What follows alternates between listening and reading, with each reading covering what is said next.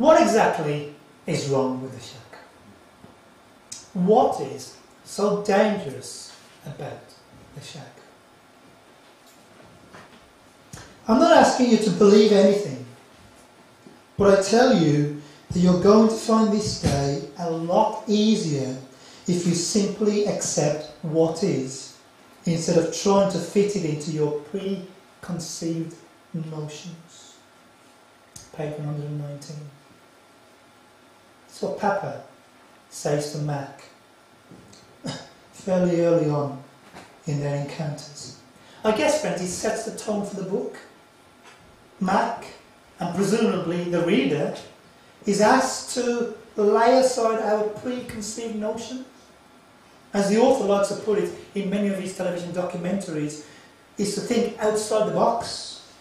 Presumably these preconceived notions, or the box, is everything we already know about God through the scriptures.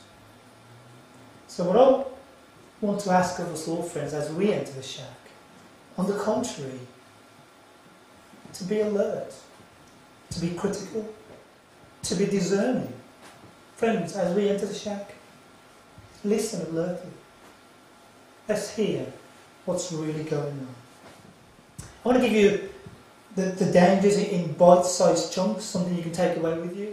And I want to give them to you under 6 headings. And the first is this. The headings are in order of their danger to the faith. The shack denigrates the Bible. This first danger pops his head up early in the book. Listen how the shack begins to undermine the Bible. In seminary, Max speaking, he had been taught that God had completely stopped any overt communications with moderns, such as us, preferring to have them only listen to and follow sacred scripture, properly interpreted, of course. God's voice had been reduced to paper, and even that paper had to be moderated and deciphered by the proper authorities and intellects.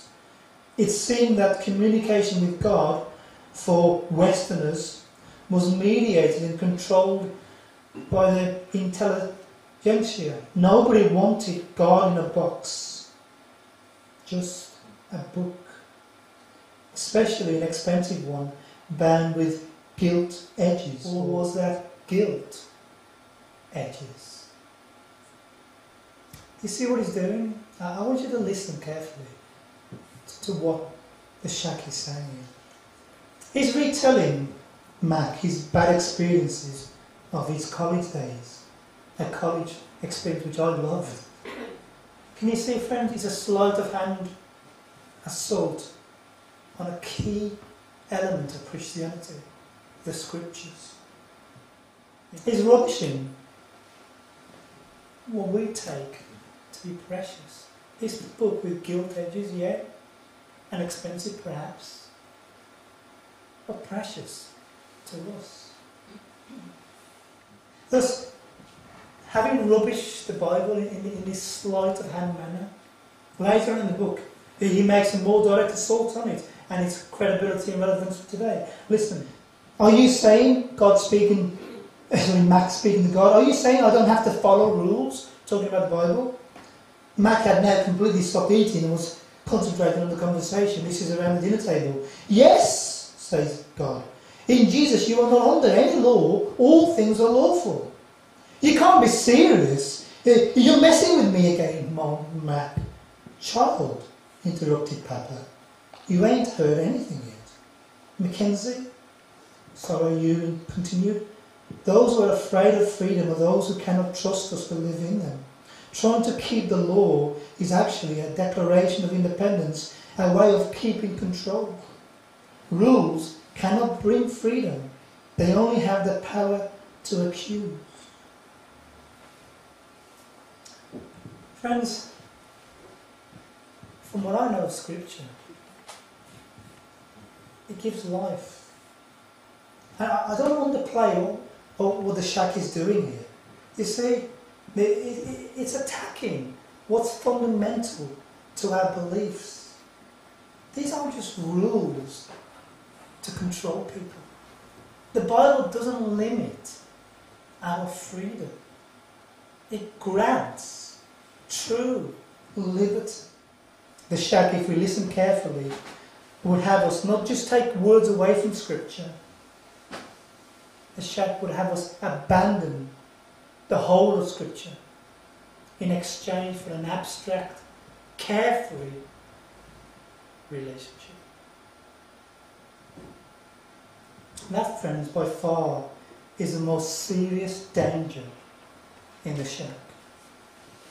It's assault on Scripture. Secondly, the shack appears to be advocating the heresy of universalism. The shack appears to be advocating the heresy of universalism. It's incredible how many heresies are popping up in this book. By universalism we mean the teaching that generally holds that all humanity is related to God and will ultimately be reconciled to Him. Thus, a universalist generally accepts the principle that most religions, it accepts most religions and their principles, and it includes them in this worldwide faith system. A universalist believes every person in the world will ultimately make it to heaven, because God is a loving God.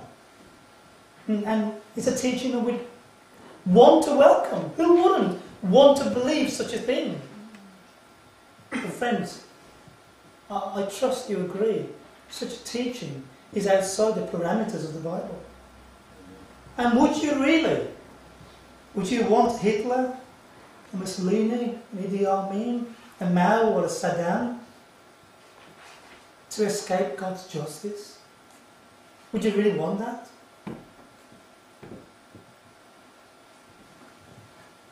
But according to the shack, hey, God loves all people.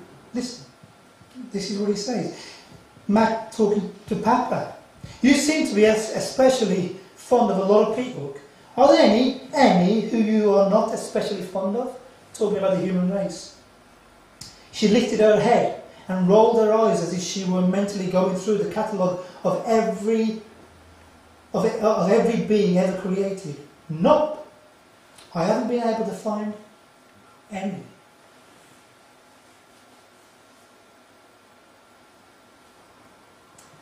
Guess that's just the way I is.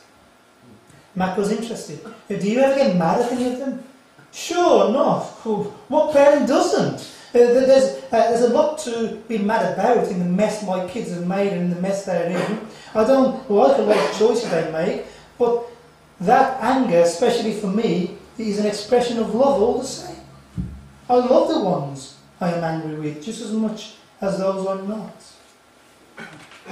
Tell that to a Jew who watched his mum and dad